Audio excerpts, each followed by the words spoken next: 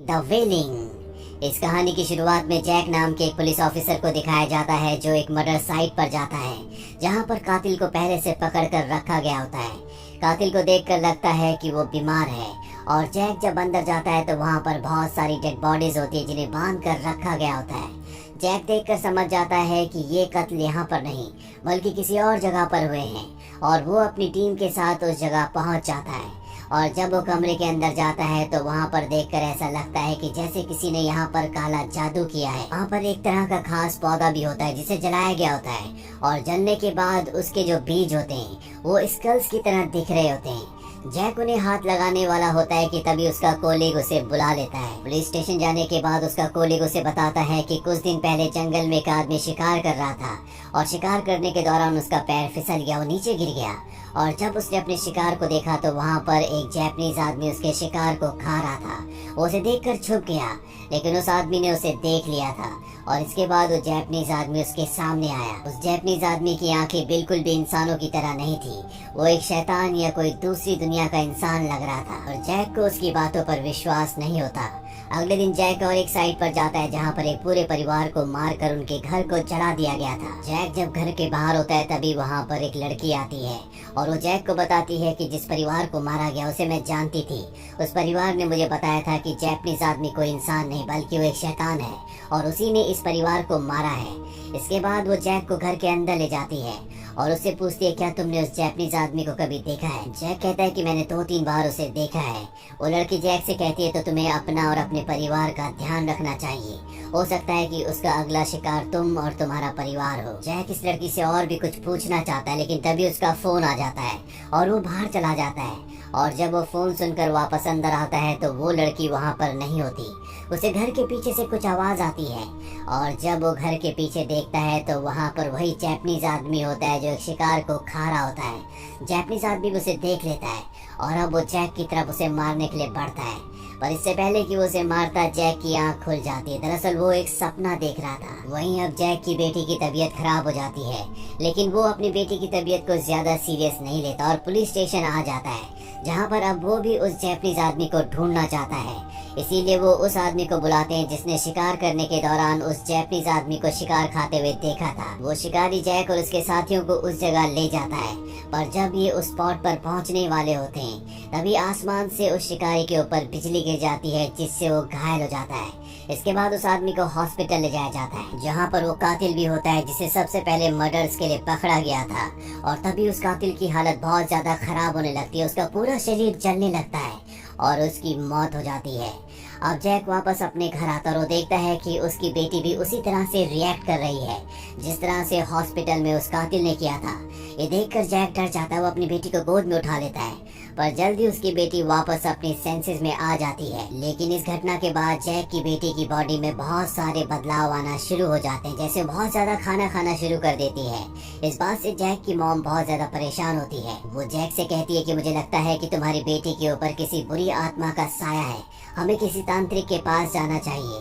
पर जैक इस तरह की बातों पर विश्वास नहीं करता और वो अपनी मॉम को मना कर देता है। अब जैक एक बार फिर से इस केस की इन्वेस्टिगेशन करने के लिए जाता है जहाँ पर उसे एक कोरियन आदमी से मिलाया जाता है जिसे जापानीज भाषा भी आती है।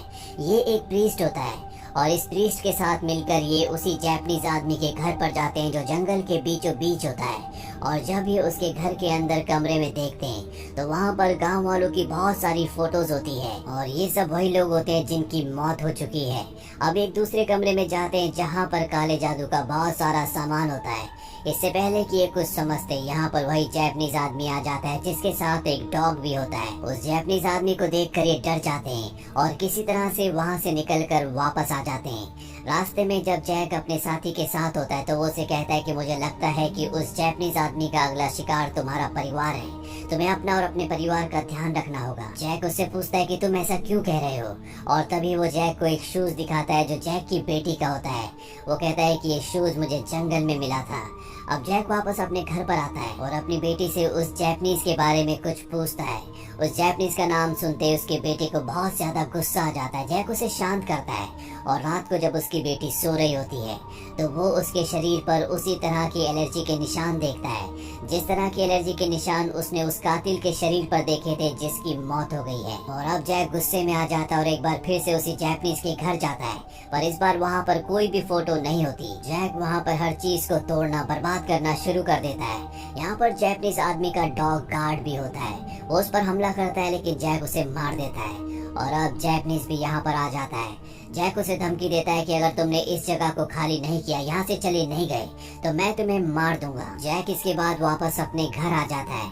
धीरे धीरे उसकी बेटी की तबीयत और भी ज्यादा खराब हो रही होती है, इसीलिए यहाँ पर तंत्र मंत्र करने वाले एक आदमी को बुलाया जाता है। और जब वो उसकी घर की तलाशी लेता है तो वहाँ पर एक पंछी भी इन्हें मिलता है, और इसके बाद वो इन्हें बताता है कि जो भी तुम्हारी बेटी के साथ हो रहा है, इसका कारण सिर्फ और सिर्फ वो जैपनीज है। तुम्हारी बेटी को बचाने के सिर्फ दो तरीके हैं, या तो तुम उस जैपनीज को मार दो, नहीं तो हमें यहाँ पर कुछ तंत्र मंत्र करने पड़ेंगे। और अगर हमने ऐसा नहीं किया तो जो तुम्हारी बेटी के साथ हो रहा है वो पूरे गांव के साथ होगा। जैक उसे तंत्र मंत्र करने की इजाजत दे देता है, और अब जैक की बेटी के बराबर यहाँ पर एक बहुत बड़ी डॉल को बनाया जाता है। और इसके बाद वो तांत्रिक अपने तंत्र मंत्र की विद्या यहाँ पर शुरू करता है। वहीं जैपनीज आदमी को दिखाया जाता है जो अपने घर पर इसी तरह के तंत्र मंत्र कर रहा होता है। पर जैक के घर पर जो तांत्रिक होता है वो अपने तंत्र मंत्र करने के बाद उस डॉल पर, जिस डॉल को उसने जैक की बेटी के साइज का बनाया है, उसके शरीर के अलग अलग हिस्सों पर प्रहार करता है। और जिस जिस हिस्से पर वो प्रहार करता है, जैक की बेटी को भी उसी हिस्से पर दर्द होता है, साथ ही उस जैपनीज आदमी को भी जो अपने घर में तंत्र मंत्र कर रहा है। और अब जैक की बेटी की हालत बहुत ज्यादा खराब हो जाती है, ऐसा लगता है कि उसकी जान जाने वाली है, इसीलिए जैक इस रिचुअल को रुकवा देता है। जैक अपनी बेटी को हॉस्पिटल ले जाता है। वही जैपनीज आदमी को दिखाया जाता है जो बहुत बुरी तरह से जख्मी हो चुका है। वो किसी तरह से अपने घर से बाहर आता है, और तभी उसे वो सफेद कपड़ों वाली लड़की दिखती है जो एक बार जैक को उसके सपने में दिखी थी, जिस लड़की ने उसे कहा था कि जैपनीज कोई इंसान नहीं बल्कि वो एक शैतान है। वहीं जैक को दिखाया जाता है जो अपनी बेटी के लिए बहुत ज्यादा परेशान होता है, और तांत्रिक ने उसे बताया था या तो हमें रिचुअल को पूरा करना होगा या उस जैपनीज को मारना होगा। इसीलिए अपने आदमियों के साथ वो जैपनीज को मारने के लिए निकल पड़ता है, लेकिन वो घर पर नहीं होता। और तभी उसके घर के पीछे से एक अजीब सा इंसान आता है जो ज़ॉम्बी की तरह दिख रहा होता है। ये उसे मारना चाहते हैं, लेकिन इनके साथ जो प्रीस्ट होता है वो इन्हें ऐसा करने से मना करता है। और तभी उस ज़ॉम्बी आदमी को मौका मिल जाता है और वो प्रीस्ट को काट लेता है, जिसके बाद उस ज़ॉम्बी आदमी की मौत हो जाती है। जैक अब देखता है कि झाड़ियों के पीछे से जैपनीज इन्हें देख रहा है। वो उसे पकड़ने के लिए, मारने के लिए अपने साथियों के साथ उसका पीछा करता है, लेकिन वो जैपनीज कहीं पर छुप जाता है। बहुत ढूंढने के बाद भी जब जैपनीज नहीं मिलता तो जैक अपने साथियों के साथ वहाँ से निकल जाता है। वहीं छुपे हुए जैपनीज को एक बार फिर से वही सफेद कपड़ों वाली लड़की दिखती है, जिसे देखकर वो डर गया था, और अब वो उससे बचकर भागने की कोशिश करता है, लेकिन वो लड़की उसे पकड़कर मारकर जैक की गाड़ी के ऊपर फेंक देती है। जैक देखता है कि वो मारा गया।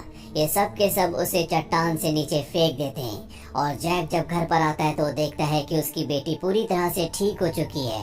उसे लगता है कि जैपनीज के मारे जाने से उसकी बेटी ठीक हो गई है, पर सच्चाई क्या है किसी को कुछ नहीं पता। वही जैक के कोलिग को दिखाया जाता है जो अपने पूरे परिवार को मार चुका है, और वो उसी तरह से बैठा था जिस तरह से इस कहानी की शुरुआत में पहला कातिल बैठा था, यानी कि वो अपना पूरा आपा खो चुका है। साथ ही उसकी बॉडी इन्फेक्टेड भी होती है।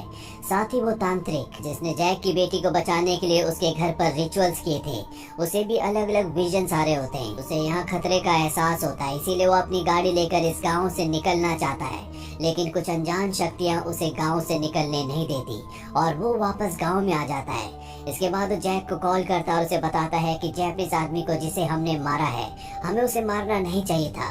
वो कोई बुरा इंसान नहीं था बल्कि वो एक अच्छा इंसान है।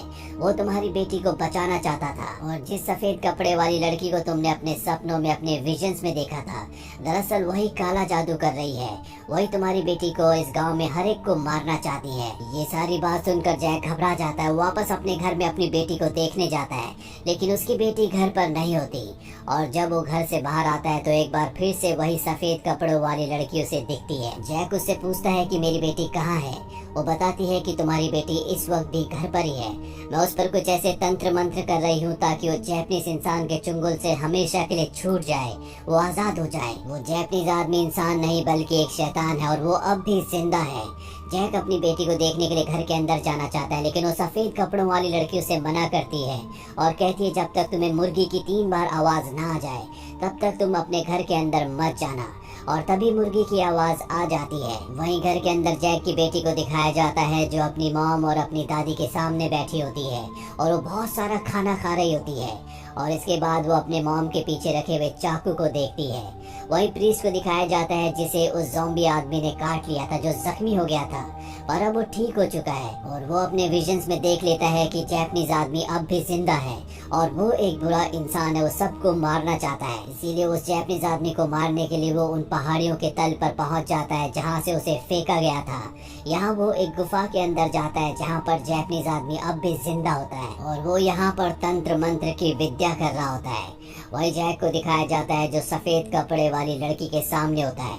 वो अपने घर के अंदर जाता है लेकिन उस लड़की ने उसे रोक रखा होता है और तभी उसे तांत्रिक का कॉल आता है और वो जैक को कहता है कि तुम उस सफेद कपड़े वाली लड़की की बात बिल्कुल भी मत मानना, वो जो कुछ कह रही वो झूठ है। जैपनीज एक अच्छा इंसान है और ये सफेद कपड़ों वाली लड़की तुमसे झूठ कह रही है। अब जैक भागता हुआ अपने घर के अंदर चला जाता है। दरअसल मुर्गी की आवाज अभी तक एक ही बार आई थी और जब वो अपने घर के अंदर जाता है तो देखता है कि उसकी बेटी ने उसके पूरे परिवार को मार दिया होता है और वो दुख में शोक में वहीं पर बैठ जाता है। उसके सामने उसकी बेटी होती है जिसे देखकर उसे समझ नहीं आता कि उसे कैसे रिएक्ट करना चाहिए। वही हमें प्रीस्ट को दिखाया जाता है जो जैपनीज आदमी के सामने होता है और वो उससे कहता है कि तुम मुझे अपनी असलियत बताओ।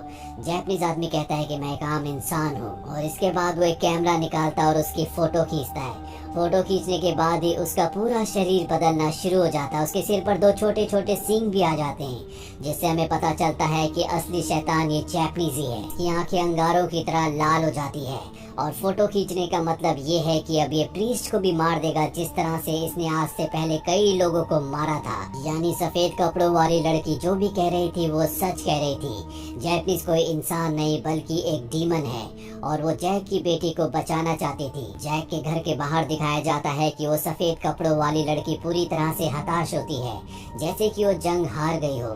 जैक भी अपने परिवार की मौत से पूरी तरह से टूट चुका होता है, लेकिन फिर भी वो अपनी बेटी को, जिसे उस शैतान ने उस जैपनीज से अपने वश में कर रखा है, उसे उसके चुंगल से छुड़ाना चाहता है, उसे बचाना चाहता है। अब जैक के घर पर वही तांत्रिक आता है जिसने जैक की बेटी के लिए उसके घर पर रिचुअल्स किए थे और वो जैक के मरे हुए परिवार की फोटोज खींचकर अपने साथ ले जाता है और जब वो फोटोज को गाड़ी में एक बॉक्स में रख रहा होता है तो बॉक्स नीचे गिर जाता है, जिस बॉक्स के अंदर वही सारी फोटोज थी जो जैपनीज के घर पर थी, उन लोगों की जिन लोगों को जैपनीज ने मारा था। और यहाँ पर हमें पता चलता है कि तांत्रिक शुरू से ही उस जैपनीज के साथ मिला हुआ था, ये उसी के लिए काम करता है। और जब ये तांत्रिक जैक के घर पर जैक की बेटी को बचाने के लिए तंत्र मंत्र कर रहा था तो इसके तंत्र मंत्रों की वजह से जैपनीज आदमी को दर्द नहीं हो रहा था, बल्कि सफेद कपड़ों वाली लड़की की वजह से हो रहा था जो उस वक्त उस जैपनीज के घर के बाहर थी और अपने तंत्र मंत्र से उसे हराने की और जैक की बेटी को बचाने की कोशिश कर रही थी। और अब ये सब के सब हार चुके हैं और जैपनीज की जीत हो चुकी है। हो सकता है कि आने वाले वक्त में जैक अपनी बेटी को पूरी तरह से ठीक कर ले और सफेद कपड़ों वाली लड़की अपनी मैजिकल पावर से जैपनीज को हरा दे। तो ये थी पूरी कहानी द वेनिंग की। ये फिल्म सन 2016 में रिलीज हुई थी। IMDb पर इसकी रेटिंग है 7.4। उम्मीद करते हैं कि ये कहानी आपको पसंद आई होगी।